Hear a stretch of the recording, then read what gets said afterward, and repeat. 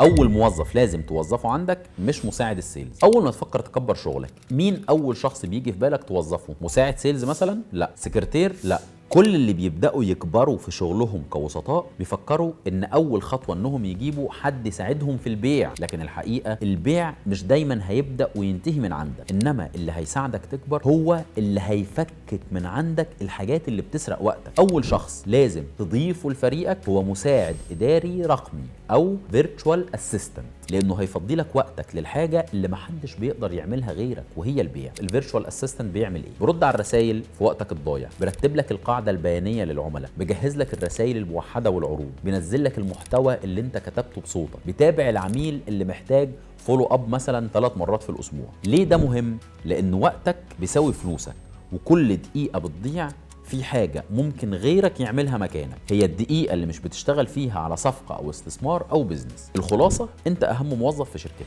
بس لازم تبدأ تطلع من التفاصيل الصغيرة عشان تبني المنظومة. البيزنس مش بيتبني بإيد واحدة، وبيبدأ مش بمساعد يبيع معاك، إنما بمساعد يخلي وقتك متفرغ إنك تبيع أكتر.